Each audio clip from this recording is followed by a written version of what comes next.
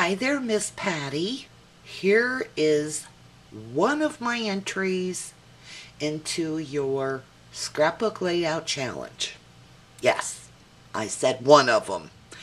And I'm not looking for a double entry. I just did two layouts because I did not like this one. And truth be told, I don't really care for the other one either. But I'm going to put these into my scrap album. And what did I learn from this project? I learned that maybe I should not try to go too far out of my comfort zone. And that's exactly what I tried to do. Anyway, you guys will understand when I show you this. Okay, this is my first layout. I was so unhappy with this one that I ended up making another one, to which I'll show you. You'll see the papers where I made the sun. Everybody does the sun. Now, let me tell you something. I like the sun. I do like that. And let me think. Yeah, I'm thinking all of my papers are sassafras lass, except the yellow there, which is Childish Things from My Little Shoebox, I think. Anyway, and then see this little pink one? That is from Die Cuts with a Few, one of their paper stacks.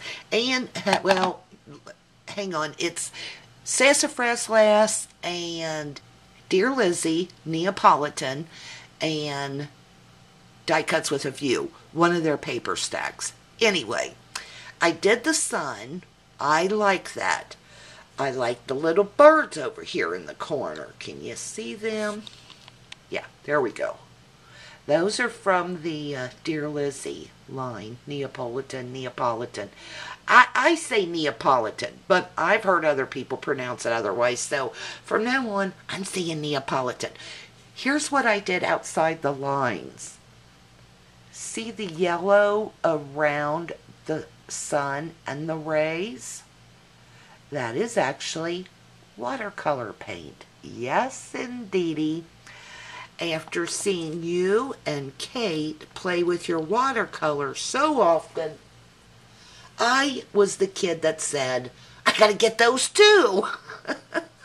But I probably should have left it at outlining the sun and its rays, because you'll see down here by the photograph, see those little pink swirlies? Oh, sorry guys. See those little pink swirlies there? That is also watercolor. But I put a little bit on. It didn't look right, so I had to try to fix it. So I did the watercolor, and then I went back over it with this Sharpie poster paint pen. I guess I tried layering a lot of different papers under my picture there. That just didn't go too well. I don't know. I think I just got carried away trying to do layers. That's me. I was probably like 3 or 4 years old. 1963, 1964. Look at the old car in the background.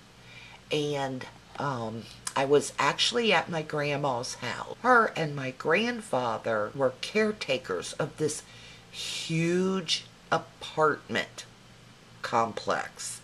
And I mean, it's not apartment complex like we know today. It's like each one of the apartments had a fireplace in every room. The ceilings were 100 feet high, or it seemed like they were 100 feet high when I was there, because I was only 4, 5, 6 years old. Anyway, she passed over when I was 8 years old, so I remember a lot, but not everything. To me, I thought these apartments were so gorgeous. And, you know, you'll see the lattice in the background there. To this day, I love lattice. And I don't know, is that something of my own taste, or I often wonder, is that because it brings back memories of being with my grandma? Anyway, that's the picture. It's black and white. I had to scan the original. Unfortunately, the scan it doesn't even look as good as the original does. The original is also black and white. That's my first entry. And again, I'm not looking for 2 entries. I'm just going to share both pages. And I wanted to put a title on here, but I didn't have enough room. And it says, "Hold on tight, little Vicky. You are in for quite the ride." And it says, "This is my grandma's house. The year was about 1963 or 64. I was 3 to 4 years of age." Let me show you what I'm going to do, because this will go in a scrap album of all about me. And one of these days, I'm going to be gone. Now, I don't mean like kick the bucket or go to the other side. I mean, I might just leave. I'm kidding. You know, I just want Eric, my son, and my grandson to know these stories. So, on the back, in an envelope, I left a little note, and it kind of tells about me at this time in my life and where I was and so on and so forth. And they can just pull it out there, and there's the story. Not that anyone would ever care to do that, but if they do, that's where it's at. Anyway, that's one of my out of my comfort zone layouts. Okay, guys, and here is my second attempt. This one I don't mind as much as the other layout. Yeah, the more I look at it, the more it grows on me. So, what did I do here that's not my normal? Layer, layer, layer, layer. I would like to layer. I just apparently do not know how to layer. And I've watched so many videos of the best layerers ever. I think you, Patty, do an awesome job at layering. Zoe, who is Crafty X here on YouTube, does an awesome job. Drew, Card of My Eye, he does a lot of great layering. I don't know how to do it, but I tried, and this is what I came up with. This is Studio Calico with the background is Studio Calico with the help of Sassafras. You'll see over there in the corner I used paint, acrylic paint, all around the edges and even in my layout. So you'll see here I use some tulle. That's a rub-on top of my acrylic paint. I cut, see that ribbon thing? That was actually part of the paper, but I sliced it. I cut it so I could fit those pictures underneath it. I made that butterfly using my Anna Griffin butterfly punch, which actually you like punch the butterfly and it stays in the paper, but I cut the paper out. The bread is from one of the My Mind's Eye collection. Tulle Hambly is the rub-on. I used some jelly bean soup labels over here, and they're layered on top of acrylic paint. Down here at the bottom, I cut out that, see this little yellow thing there with the butterfly still in the paper? Now that comes from Cosmo Cricket Tea for Two collection. It's the piece of paper with all the frames on it. Let's see. The graph paper that says I Miss Us. Now that graph paper is from Amy Tangerine Sketchbook collection. The flowers are random. I Am Roses and some of those little cards that you can pick up at Joann's with bling on it for $1. That's where I got the hearts and flowers. Doilies, I put paint on them. I use the other half of my rub-on down there at the bottom. The doilies are like from my grocery store. And I guess that about explains everything. Oh, the thickers are the Serenade font, and that's like the berry color. Once again, I told a little story about this particular day and put it in the back of my layout, like the other one. This is, hang on, that's my great-grandfather.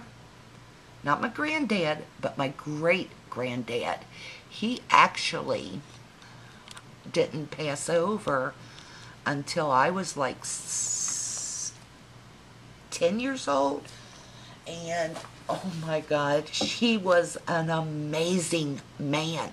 He is like 80, I guess he would have been like 83 to 86 in this photograph. And you can see he still has all of his hair. It was still dark. He was a handsome guy. He was 6'4", and he was my babysitter when I went to kindergarten and the year before kindergarten.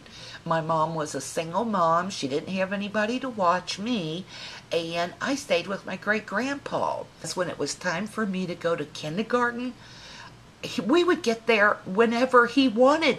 He would walk me there, and on the way, everybody in town knew him, so we would stop and talk, and people would give me candy, and we would visit with people, and I would get to school. I didn't know any better. I was 6 years old, 5 or 6, but my mom told me that after the first month of school, the teacher called, and she said to my mom, "Your grandfather is a wonderful guy, but he can't interrupt my class like he's doing. Sometimes he gets here early, and sometimes we're 2 hours into the day." So, and that's pretty bad, because back then there was only half-day kindergarten. So that's one of the stories I remember about him.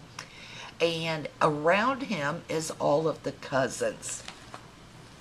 Now, when I say in this layout, I miss us, is I just remember when I was younger, and actually, gosh, I guess it seems like this stopped when I was about 8 to 12 years old, but when I was younger, at least twice a week, our family would gather for dinner. We would gather and visit. And I mean, you could see all the cousins in this picture. That's a fraction of them. And in the background here, well, this is my mom here. And you could see my mom and her sister in the back here. And all of the kids, oh my gosh, that is not a fraction of the children that were there that day. I mean, I have like literally 30 cousins, some younger, some older, some the same age. And I don't know. I miss that our family is not that close anymore. And you could see us drift more and more as the matriarchs and patriarchs of our family passed away. So it's kind of like when my great-grandma and great-grandfather passed away, our times together became less and less.